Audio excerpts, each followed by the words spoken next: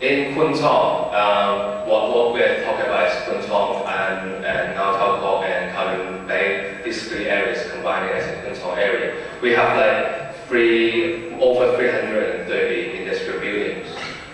Each building have at least 3 music units inside these industrial buildings.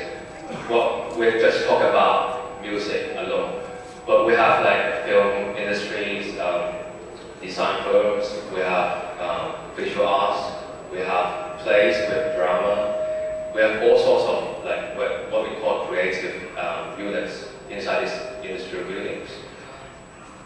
How this did happen is because it's from 1997, the handover, all the industry in Hong Kong kind of moved back to the north, back to the mainland China. With all these spaces in the industrial buildings, the Hong Kong government don't know what to do with it, and the businessmen don't know what to do with it either.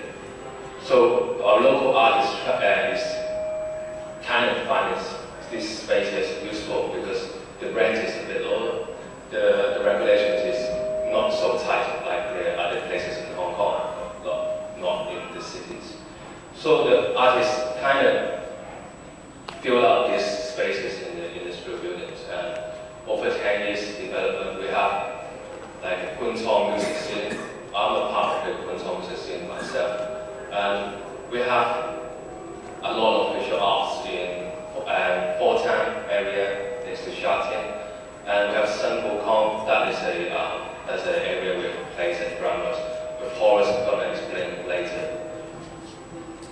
So what we're facing now is the Hong Kong government is giving the green light to all the developers to changing these spaces to hotels, to commercial buildings, to shopping mall. Our local artists is kind of fragile to these kind of issues because we couldn't pay like a high rent in the industry buildings. So, well, in a sense, the industry buildings is our last resort because there's no other places in Hong Kong. Hong Kong is such a compact city. We couldn't allow different activities in the city itself. In Central you find a lot of bankers, but in the same time, the arts in Central is kind of like a entry point in Hong Kong. They kind of buy arts from other places, developed artists from other places, and they kind of resell it in Hong Kong. But our local artists is very struggling in the sense. So what we're trying to do is to protect these spaces. We need to grow our creativities and our arts in these areas. In other places like England, I've been living in England for several years. You've got garage, you've got basement, you can have your training inside these buildings, inside the garage, inside your basement. But in Hong Kong, there's so tiny space. If you are a billionaire, you could have a garage, but not a lot of people have to stick to this industrial building. It's not because it's safe, it's not because it's beautiful, it's because it's cheap, and the regulation is less tight.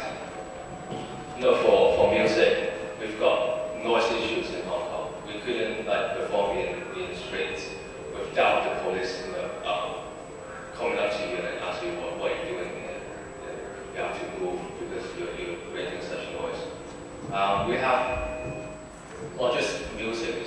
We have visual arts and trade work, for example.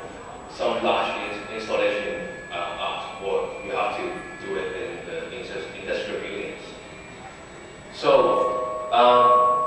I've prepared some pictures here. This is my studio in Kuntong, which is actually in Kowloon Bay now. You can see there's just the equipment and I'm kind of cleaning myself, so it looks a bit tidy. Not so normally, but you got a sense that we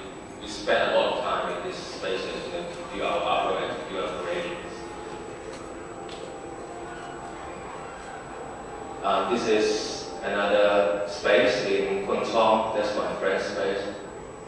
We've got so many communications among artists and musicians in this area. You know, we could like go and visit friends next door or next building. You know, to have our like communications, not just about like talk. We can like collaborate, and there are so many activities going on in there. And this is like, for example, this is two music units, and they are talking about an upcoming show, how it's going to be and how it is going to perform. And we regularly have visitors from all over the world, for example, from Belgium, from France, from Italy. I've got a picture showing. This is another example of how the industrial buildings empty, and then an artist go inside. You know, you see that logo on the top is actually that company actually gone. It just stays there. But that two areas is like separated to band practice room right now. My friend in here rents the place on the left, and another party rents the place on the right. They spend almost every night, sometimes overnight in this area to train, to have idea of how to make up some new songs in here.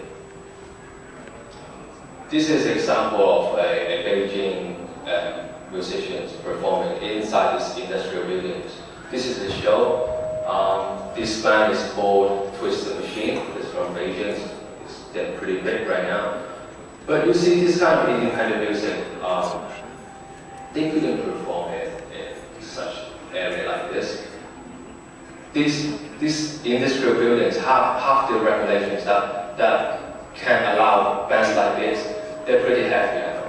They could have their freedom to perform in these areas. This is another shot about the studios. Outside the curtains is actually a very busy factory street.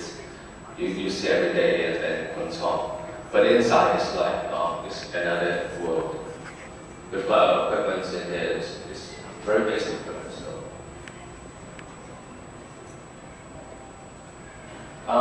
On February 2010, we have one of the biggest protests among artists. And it's called, obviously in Chinese, but it is about the revitalization the government is trying to put out. They're trying to squeeze all the factories into other uses. So we artists, around 400 artists, came out with all kinds of music instruments, all kinds of artwork, to tell our government how much we needed these spaces in Hong Kong.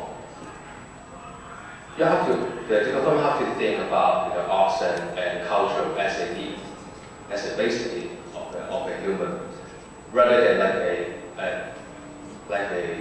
an option or something you could fight off.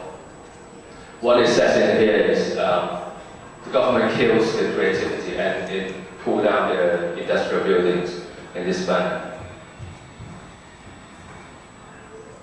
And here's an example of the artwork one of the artists brought with him with that protest. This is actually very good. We marched to the Arts Development Council and demanded they have to do something about it. So basically the Art Development Council is putting out a survey. It's a very large scale survey about how artists live and work in Hong Kong. And they're going to put a forum about these issues with the Development Council and the funding givers. So we have to support our local artists and we have to protect all these industrial